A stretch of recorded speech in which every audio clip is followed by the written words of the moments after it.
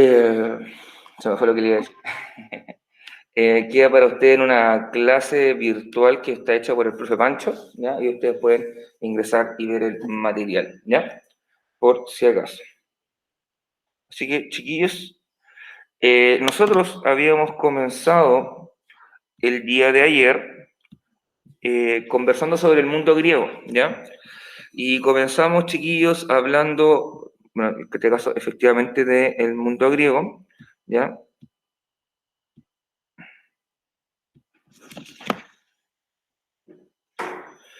Así que lo que comenzamos a ver tiene que ver con Grecia, ¿ya? Hablamos de la ubicación geográfica.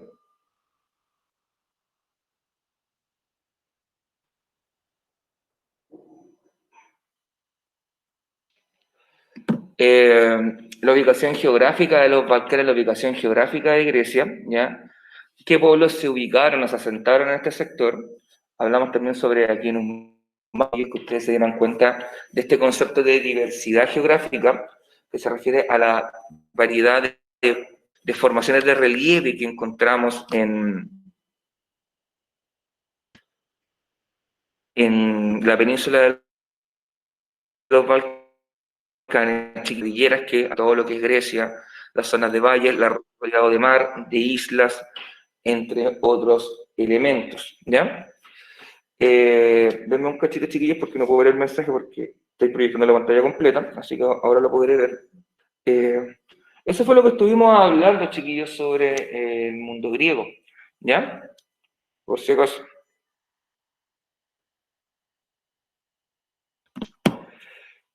Luego hablamos de la primera gran etapa que vive Grecia, que es el mundo minoico, el mundo cretense, ¿ya?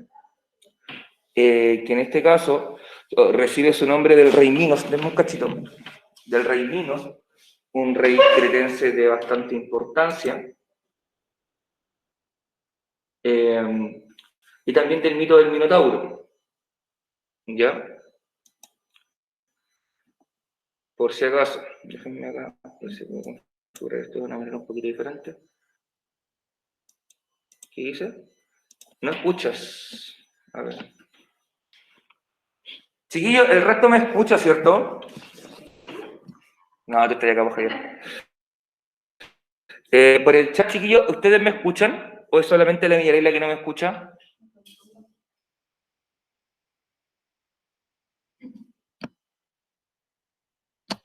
A ver. Tengo el micrófono encendido. Sí se escucha, ya. Quizás Villarela entraste con el audio desactivado, por eso no pude escuchar. ¿Ya? Si no, no me explico el por qué no podría escuchar. Por si acaso, ¿ya? A veces se escucha cortado. Eso puede deberse, chiquillo, a la conexión de internet, que quizás está un poquito inestable. Voy a hacer una paleteada para ustedes, chiquillos, y voy a apagar mi cámara. ¿Ya? Que a veces eso ayuda un poquito a que no se sobrecargue tanto la red. ¿Ah? ¿Cómo? Ah, porque estoy compartiendo mi pantalla y se genera como un inception. No sé si se trata, ¿ya? Entonces hablamos del mundo cretense, el mundo minoico, chiquillo. Este mundo minoico se caracterizaba por la cultura de palacios, por construir palacios, chiquillos, por un modo de vida alegre, festivo, con actividades como la tauromaquia, que es un precursor de las corridas de toros, y también fueron pueblos que se dedicaron principalmente a la actividad comercial. ¿Ya? Después mostramos un mapita de Creta. Aquí ustedes pueden ver lo que era el palacio de Nosos, estos restos del palacio que quedan acá, que se caracterizan, si ustedes se dan cuenta, tienen color, tiene murales, o sea, hay imágenes que están detrás. También tiene en el fondo un espacio abierto, si te conviene, mejor te sentí en el medio para que puedas ver la imagen. ¿Ya? Aquí ustedes pueden ver, chiquillos, cómo están los palacios, en el fondo, cómo están abiertos, no hay muralla, no hay una protección, sino que uno puede, en el fondo, acceder rápidamente al mundo exterior a través de estos palacios, ¿ya? A diferencia de lo que veremos con el mundo micénico, donde está todo amurallado, ¿ya? Y luego también hablamos un poquito de la tauromaquia o las corridas de toros, los precursores de las corridas de toros, y ustedes pueden ver ahí cómo los chiquillos saltaban al toro, se dedicaban a hacer recreación con este bicharraco en el fondo, esquivándolo, saltándolo, en el fondo, por eso digo que es un precursor directo de las corridas de toros, ¿ya? Luego hablamos de Micenas, que es una civilización ya en la Grecia continental, que le tocó enfrentarse a una serie de conflictos con otros pueblos, que en esta época comienza a transformarse el mundo griego y a tomar forma definitiva donde se van a ubicar los pueblos. Por lo tanto, hay conflictos por territorio, quién tiene más o menos territorio, y eso se va a ver reflejado, chiquillos, sobre todo en el carácter amurallado que tienen las ciudades micénicas, ¿ya? Y también tenemos los registros escritos, los primeros registros escritos que fueron las transcripciones que se hicieron de las narraciones que hacía el poeta Homero, que son la Ilíada y la Odisea. Aquí ustedes pueden ver una imagen de Micenas, la que está acá. Esta, si se dan cuenta, es una ciudad amurallada, ¿ya? Es diferente a lo que era el Palacio Cretense, que estaba abierto y yo podía ver la naturaleza a través de él. Aquí la única mirada al mundo exterior la tengo en la puerta, y esta puerta probablemente tenía o sea, este marco tenía una puerta, mejor dicho, una puerta bastante robusta que me permitía yo decidir quién entra y quién sale. Ya, esta puerta se le llamó la Puerta de los Leones porque acá tiene un par de esculturas con forma de león, ¿ya? Y en este lugar se atribuye que se desarrolló la ciudad de Micenas. Y al lado tenemos lo que se llamó la máscara del rey Agamenón, ya es parte de los vestigios funerarios de los griegos. De hecho, esa máscara es una máscara mortuoria, es decir, se le colocaba a la persona cuando ya había fallecido, en el fondo como una forma de cubrirle el rostro, ¿ya? Luego, también, chiquillos, abordamos lo que es la Edad Oscura de manera muy, muy sencilla, porque la Edad Oscura es una edad donde no hay mucho registro como tal, así que se le pasa como una etapa de retroceso cultural. La edad arcaica es la edad preclásica, es decir, previo al legado griego clásico, que es la democracia. En esta época surgen las ciudades-estado o polis, ya que son extensiones de territorio pequeñas, autoadministradas, ¿ya? Es decir, cada ciudad tenía su forma de gobierno, tenía su gobernante, tenía sus leyes, tenía sus tradiciones, su estructura e inclusive sus dioses guardianes, ¿ya? En el caso de Atenas, por ejemplo, la divinidad protectora era Atenea, ¿ya? En el caso donde está el Monte Olimpo, él tenía como deidad protectora a Apolo, y así había muchas ciudades que tenían sus dioses protectores, ¿ya? También Grecia o los griegos comienzan a colonizar el mar Mediterráneo porque Grecia se hizo chico para la cantidad de griegos, por lo tanto, los griegos comenzaron a dispersarse por el mar Mediterráneo. Es como cuando tu casa se llena de gente y tienes que salir de tu casa. Llega en un momento de tu vida que la casa se te hace chica y tú dices, ¿sabes qué? Me aburrí de vivir en esta casa, me voy. Y te fuiste a buscar una casa para ti. Lo mismo hicieron los griegos. Cuando la ciudad en la cual naciste se llenó y ya no era capaz de darte alimentos, seguridad, protección, buscaste una nueva ciudad y te fuiste a fundar una nueva ciudad. A eso se le llamó colonia o en griego apoikia, ¿ya? Por si acaso, para aquellos que quizás están acá o están viendo el video, chiquillos, y no mandaron la pregunta esencial, fíjense en esos conceptos porque esos conceptos van a venir en la prueba. De hecho, no sé, la jueguen por la prueba porque la prueba va a estar hiper difícil. De hecho, la hice con saña, la hice con mala leche. O sea, que sea como un castigo por no mandar las preguntas esenciales cuando corresponde. Y vas a tener 1 hora para responder 30 preguntas, no 2. Te lo digo al tiro. Si no es que se me ocurre poner más preguntas. ¿Ya? Bien. Entonces, esta gran expansión griega por el Mediterráneo, chiquillos, y el Mar Negro, es lo que se llamó la gran colonización griega, que es la imagen que viene a continuación.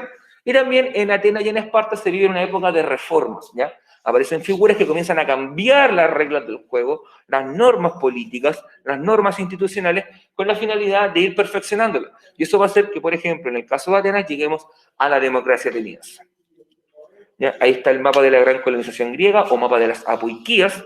Ustedes se pueden dar cuenta que como el Mar Negro prácticamente todo cayó bajo influencia griega, gran parte del mar Mediterráneo también, o sea, en lugares como España, Francia, Italia, Libia, Egipto, lo que es hoy día Turquía, incluso lo que es Ucrania, Rusia, que están acá, donde está Tanais y Quersoneso, ¿ya? Son lugares que hoy día pertenecen a Ucrania o a Rusia.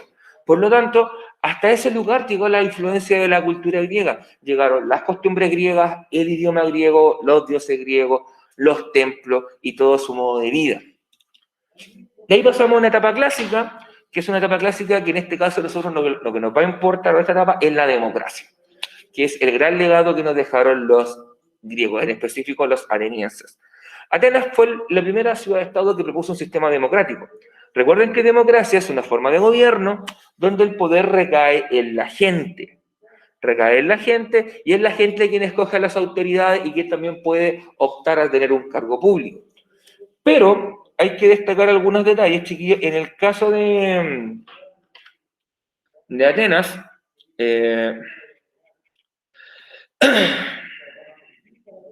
ya en el caso de Atenas,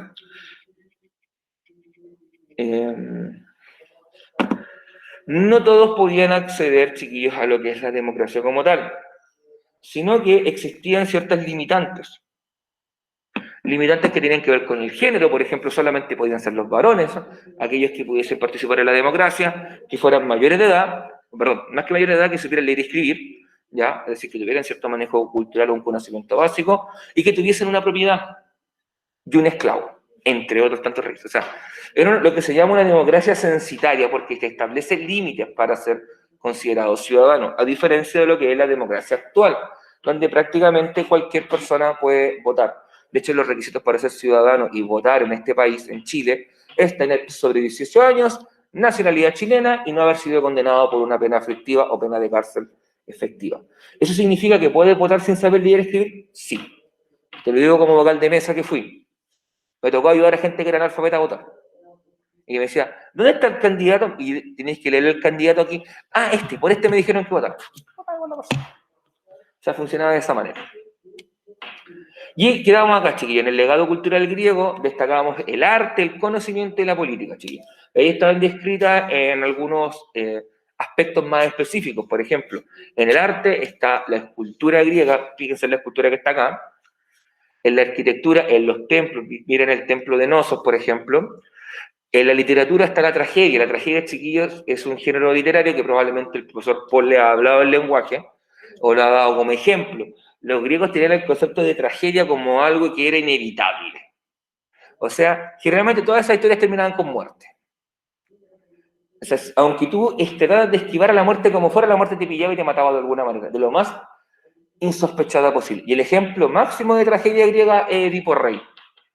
Que Edipo, los padres lo abandonan porque el oráculo les dijo, este niño te va a matar a ti y se va a casar con la mamá. Pasaron 30 años y Edipo mató a su padre y se casó con su madre y tuvo hijos con su madre. Y cuando se enteró que había matado a su padre y se había casado con su madre, se sacó los ojos. Una historia muy familiar, muy bonita. ¿Ya? De esto no sé por qué a los griegos les gustaba tanto ese tema, pero les gustaba mucho ese tema. A nivel de conocimiento, la filosofía, la física, la geometría, la historia, chiquillos, prácticamente asignaturas que ustedes reconocen del currículum escolar, tienen su origen en este mundo. La biología, la química, la geografía, todo tiene su origen acá. ¿Ya? Y también está esta idea del antropocentrismo que establece al hombre como centro de las cosas. ¿Ya? Es decir, todo está pensado en una escala humana. Y por último, las formas de gobierno, como por ejemplo la democracia.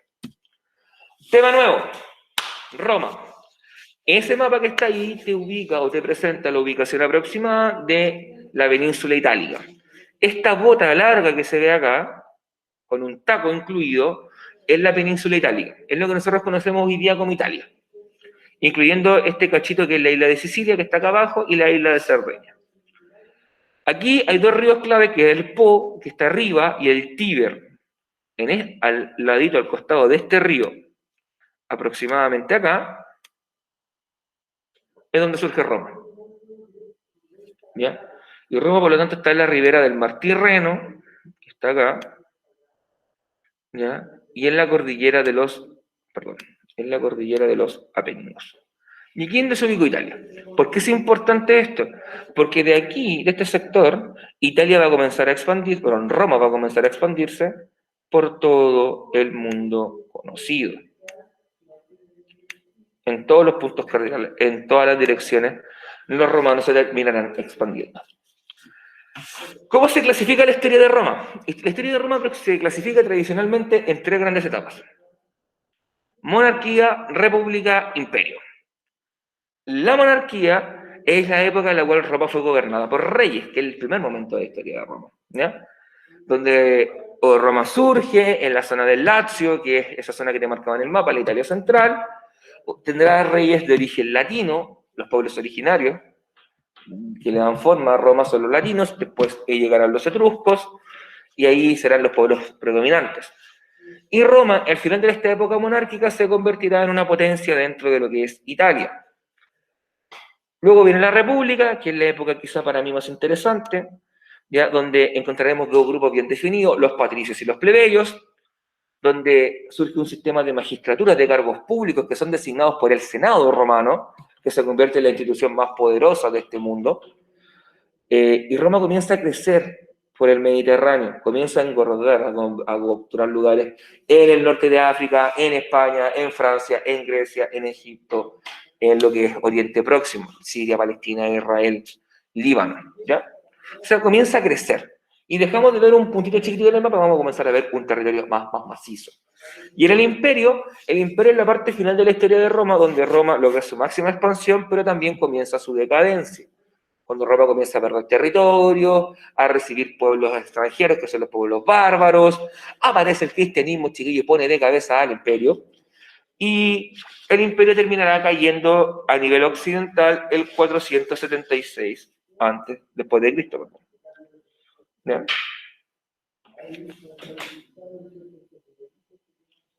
Así que eso es en el fondo a nivel clásico, chiquillos, lo que es la periodificación de Roma.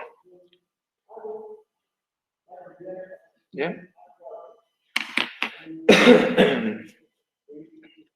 Así que ahora vamos a avanzar a la siguiente lámina, pero antes.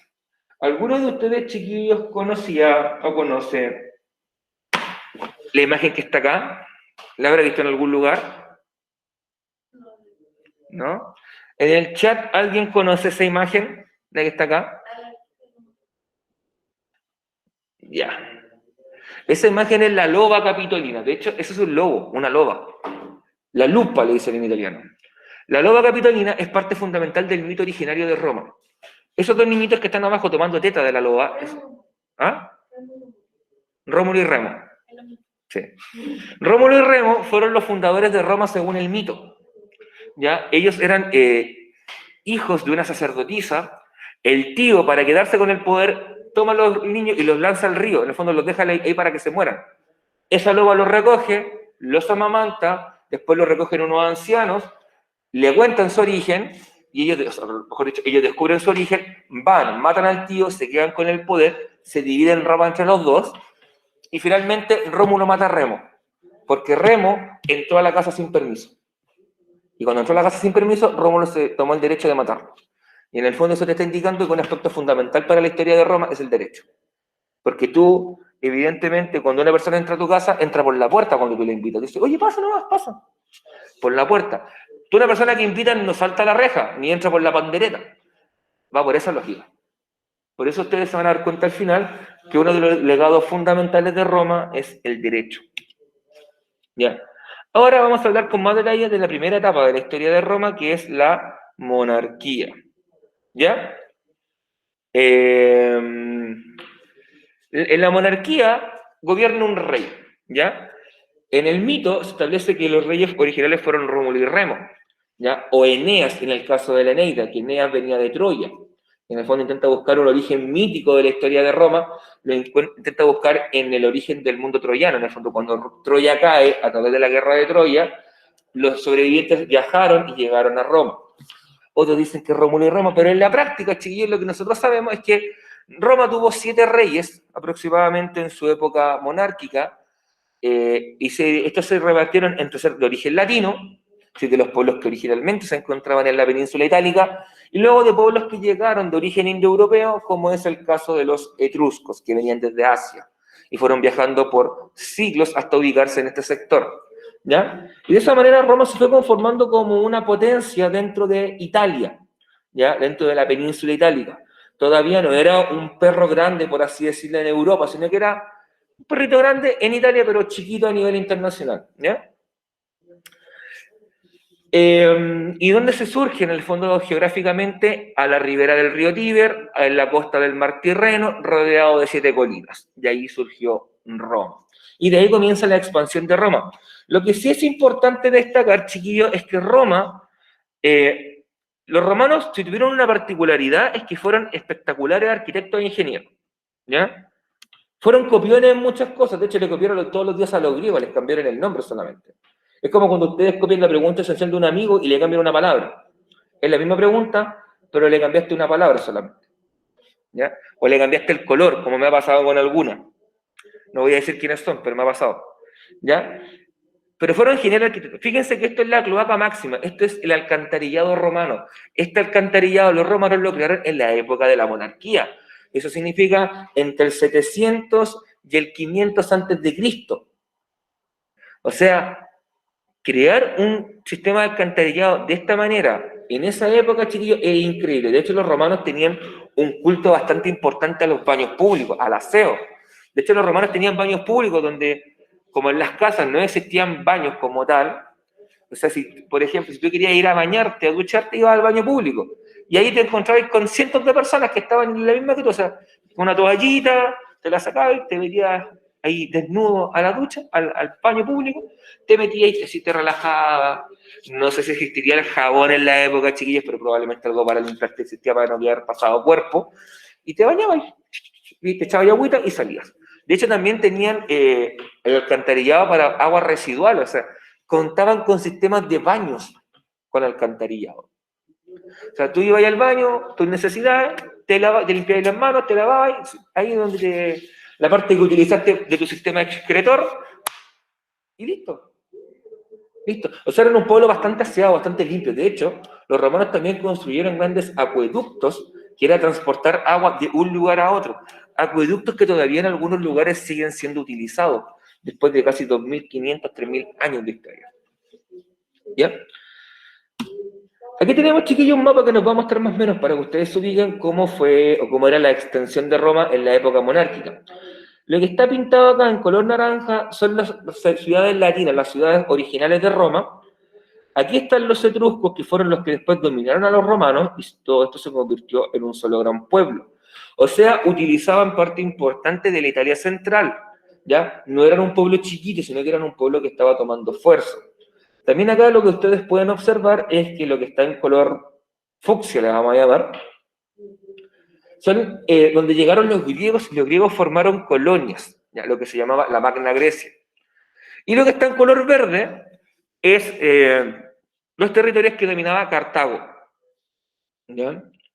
Y Cartago va a ser el gran enemigo que Roma va a tener en la época republicana y que va a marcar su salto de ser un país chiquito a las grandes ligas. Y eso lo vamos a ver, chiquillos, en la siguiente lámina. Hasta acá, querubines, dudas, consultas, preguntas, inquietudes que tengan. Si tienen alguna pregunta, la pueden hacer por el chatcito o en su defecto activar el micrófono y preguntar, ¿ya? Si no hay preguntas, podríamos continuar. ¿Ya? Recuerden que esto está siendo grabado, recuerden que las clases están en Classroom, también están en el grupo de WhatsApp, debido a que el día lunes el equipo de inspectoría, no sé si creo que fue la tía Lore la que subió el material, pero está disponible para ustedes también ahí. La República. La República, chiquillos, debe ser mi época favorita de la historia de Roma. De hecho, la disfruto bastante porque la encuentro mucho más interesante que la monarquía y que el imperio. Y aquí vamos a partir explicando estos dos conceptos, los patricios y los plebeyos, que son fundamentales para comprender la historia de Roma. Los patricios, o el concepto de patricio, patriciado en el mundo romano, se le daba a aquellas personas que eran descendientes de las familias fundadoras de Roma, las familias originales que estuvieron ahí en el momento cuando Roma se fundó como ciudad. A ese grupo se le llamaba patricios. Y por esa condición, ellos recibían en el comienzo de la República una serie de beneficios, como que solamente ellos podían ser cargos públicos, o sea, optar a magistraturas, solamente ellos podían formar parte del Senado y tenían una serie de beneficios por el resto de la población que son los plebeyos. Y los plebeyos serían toda aquella gente que desciende de otras familias que no fueron fundadoras, ¿ya? Entonces estaríamos todos los mortales ahí metidos en los plebeyos. Esto significó, chiquillos, que se generaran tensiones, choques entre los patricios y los plebeyos. ¿Por qué? Porque los plebeyos también querían participar de la vida política, también querían ser parte del Senado, querían estar a la magistratura. De hecho, en un primer momento obtienen una magistratura simbólica, que es el tribuno de la plebe o el representante de los plebeyos, pero que no tenía mucho poder. Esto, chiquillos, desencadenó que en los primeros 100, 150 años de la República Romana hubiesen una serie de conflictos internos, guerras civiles, ¿ya?, que pusieron en jaque el poder del patriciado, que finalmente tuvo que ceder, dar su brazo a torcer y permitir que los plebeyos también pudiesen participar de esta vida política, pudiesen ser electos en magistraturas y después posteriormente utilizar puestos en el Senado. ¿Ya? Ya hablando del Senado, el Senado era la principal magistratura de esta época republicana. ¿Ya? El Senado era quien controlaba la vida política y quien escogía las magistraturas. El Senado estaba compuesto por lo general por gente mayor de edad. De hecho, Senado viene de senil, y senil se asocia a abuelos, a gente mayor, a gente adulta, porque se entendía que era la gente con más experiencia para poder tomar las decisiones en Roma.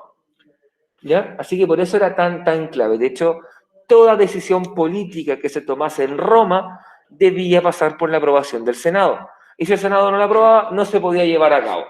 Por lo tanto, el Senado manejaba todo a su antojo y en el fondo también podía presionar y modificar ahí toda iniciativa con la finalidad de que fuera beneficiosa para ellos. Como hablamos de que ellos elegían magistraturas, vamos a ver de manera bien sencilla qué son las magistraturas, chiquillos. Las magistraturas son los cargos públicos. De hecho, hoy día nos asociaríamos a cargo público o a una autoridad, ¿ya? Estos cargos públicos eran escogidos por el Senado. El Senado era quien votaba quién iba a quedarse con la magistratura, ¿ya? Estas magistraturas tenían áreas de injerencia bien específicas, chiquillos, y tenían una duración determinada en el tiempo.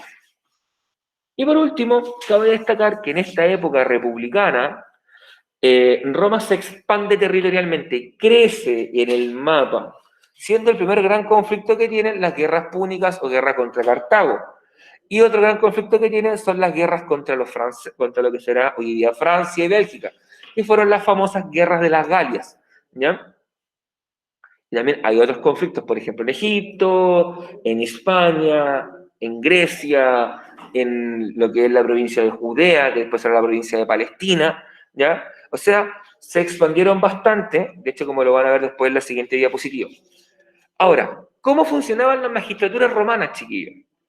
En la cima de la magistratura romana está el Senado. Y el Senado, recuerden que era quien tomaba todas las decisiones y en el fondo era quien aprobaba toda iniciativa o proyecto que se tuviese. Hasta el día de hoy existe la figura del Senado, ¿ya? De hecho, nosotros tenemos una Cámara del Senado. Hoy en día, esta lógica del Senado romano se asociaría al poder legislativo, ¿ya? Aquel que construye las leyes, las modifica y en el fondo debe dar aprobación para toda iniciativa relevante. En este mundo republicano romano, por ejemplo, cuando se quería declarar una guerra, era el Senado quien tenía que aprobar la declaración de guerra. Si Roma quería establecer algún vínculo, algún acuerdo comercial con otro pueblo, tenía que ser aprobado por el Senado. Si el Senado no lo aprobaba, no se podía llevar a cabo. De ahí, un peldaño abajo, viene el cónsul. El cónsul, chiquillo, duraba un año en el cargo. Duraba un año en el cargo, se escogían 2 cónsules por año, ¿ya? Y este cónsul, ¿por qué se escogían 2? Porque un cónsul fiscalizaba al otro, y así se evitaba cualquier transgresión de poder, ¿ya? Y eran los que representaban públicamente al mundo romano, o sea, era la cara visible del Senado, de la República Romana. Era en el fondo quien establecía los acuerdos, atendía la diplomacia, en el fondo, los vínculos con estados vecinos. Pero aún así, a pesar de tener un poder importante, cabe destacar que era solamente el Senado quien tenía la aprobación definitiva. Por lo tanto, en palabras simples, el cónsul llegaba a ser hasta cierto punto un títere del Senado. Y tenía que cumplir con lo que decía el Senado, si no, no le aprobaban nada. ¿Ya? Luego, chiquillos, tenemos al pretor. Y el pretor era el encargado de impartir la justicia. Se asemejaba bastante a lo que es la figura del juez, llevaba a cabo la investigación, dictaba la sentencia y ejecutaba el castigo. ¿Ya? Por eso se asemeja bastante a lo que es el juez y el poder judicial. O sea, hasta el día de hoy tenemos esta figura, pero con el nombre cambiado. El cuestor era el que se encargaba de llevar a cabo la contabilidad y recaudar los impuestos. En el fondo era una especie de tesorero del curso, ¿ya? Ese que siempre anda preocupado de juntar las lucas, de oye, paga la cuota del Jeans Day, paga la cuota para el completo y cosas por el estilo. Ese era impuestos. Hoy en día se podría asociar a una institución pública, que es el Servicio de Impuestos Internos, quien que se encarga de cobrar los impuestos y asegurarse que todos los ciudadanos paguemos los impuestos que corresponden cuando hacemos una compra, por ejemplo. ¿Ya?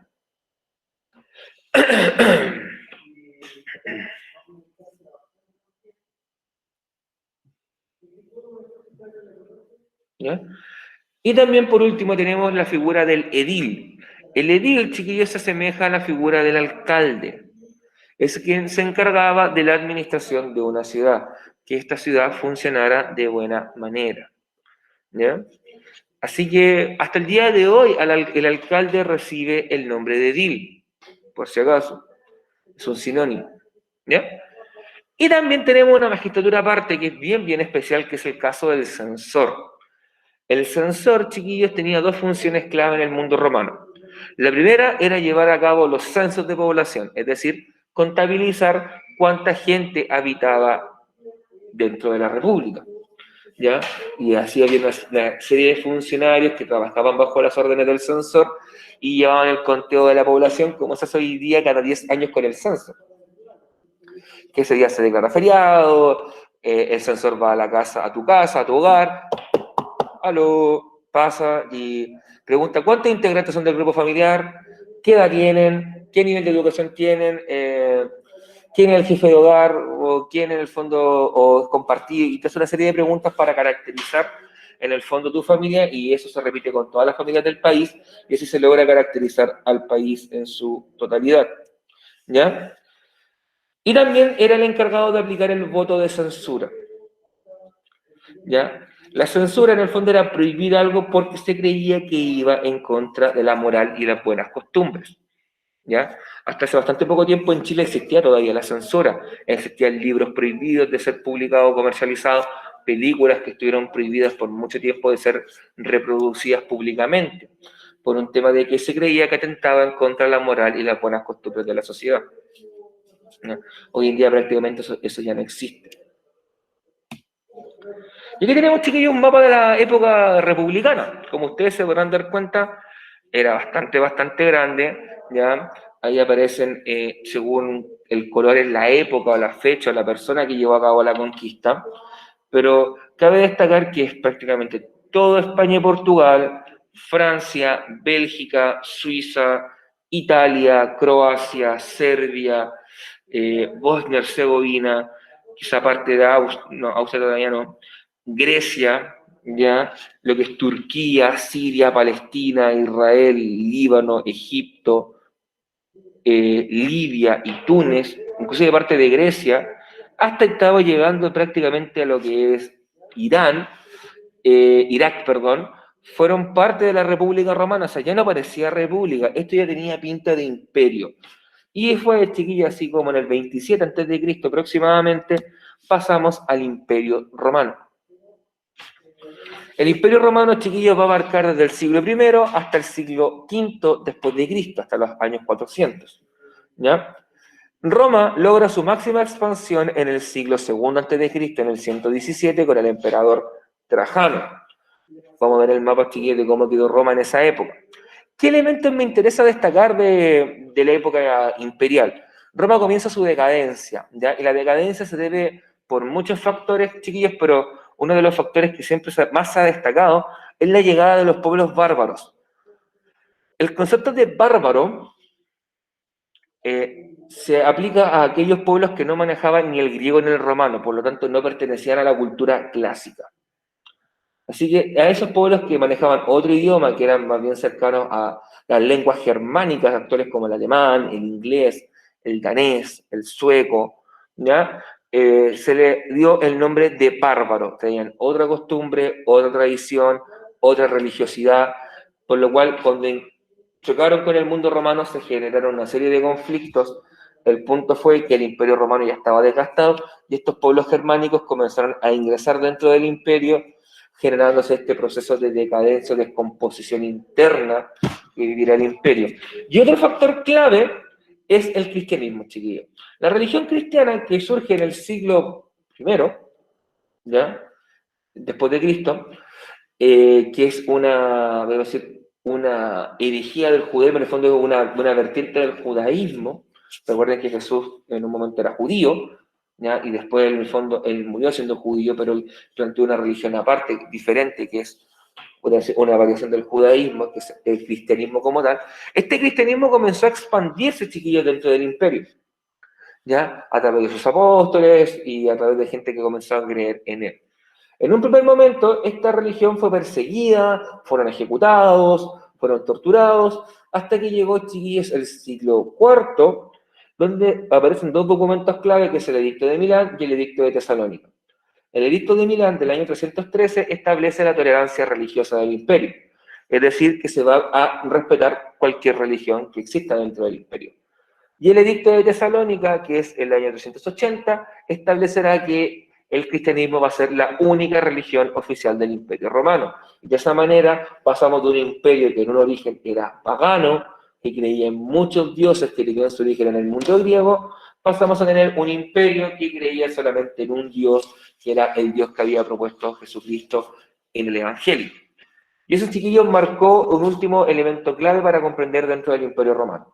La caída del Imperio Romano, chiquillos, me importa bien poco, cayó en 476 después de Cristo, ya cuando la ciudad de Roma y el último emperador occidental de Roma fue depuesto, porque en el año 395 el emperador Teodosio dividió el Imperio Romano en parte occidental y en parte oriental. Y lo que cae en el año 476 después de Cristo es la parte occidental. Aquí tenemos el mapa del imperio. Este fue el imperio en su máxima extensión. Prácticamente toda Inglaterra y Gales, España, Portugal, Francia, Bélgica, Países Bajos, Suiza, Austria, Italia, Croacia, Serbia, Montenegro, Bosnia-Herzegovina, Rumania, Bulgaria, Grecia, Macedonia, Kosovo, Turquía, Armenia, Irak,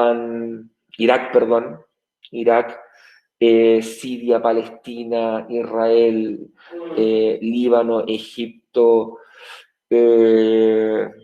Libia, Túnez, Argelia, Marruecos. Todos esos países tuvieron en mayor o menor medida una influencia griega. Bueno, también se me olvidó decir lo que era Ucrania y Rusia. O sea, gran parte de Europa occidental, chiquilla, y el sur de Europa tuvo una influencia del Imperio Romano, por si acaso. Todo eso que ustedes ven aquí, marcado con este borde rojo que está un poquito como destacado con amarillo, fue el Imperio Romano. ¿Ya? Hasta aquí, dudas, consultas, preguntas, sino para pasar a la parte final, chiquillos.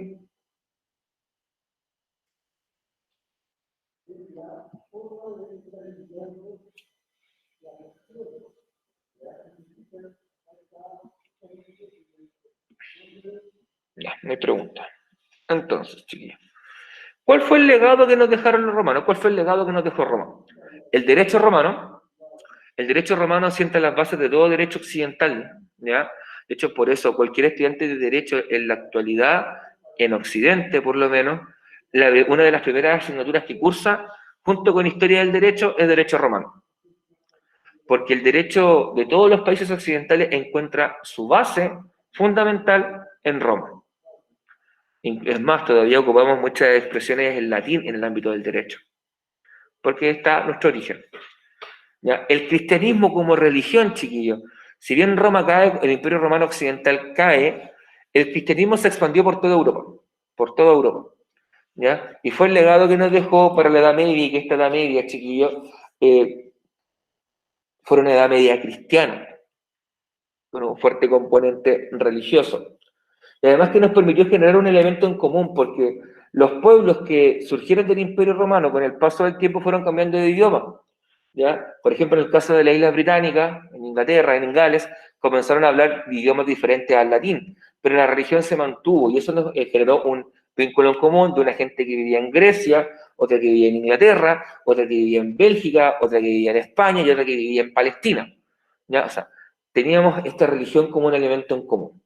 ¿Ya? El sistema de magistraturas o cargos públicos, chiquillos, también fueron clave en esta época, ¿ya? Cargos públicos que siguen vigentes hasta el día de hoy. la idea de un cónsul o un primer ministro, de un senado, de un edil o alcalde, de un pretor que hoy día se le llama juez. O sea, sigue existiendo esta lógica, ¿ya?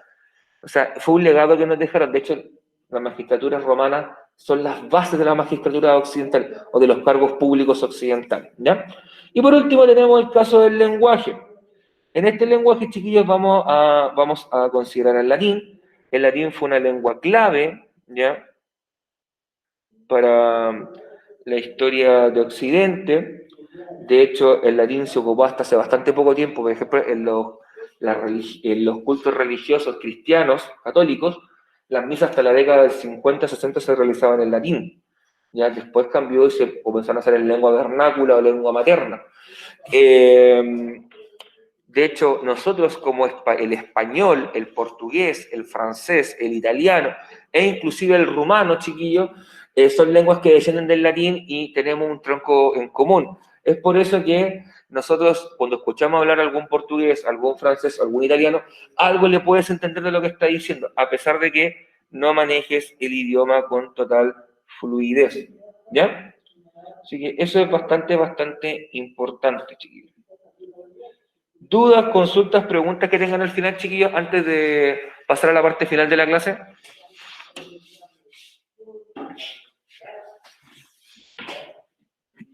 ¿No hay dudas? ¿No hay consultas, chiquillos?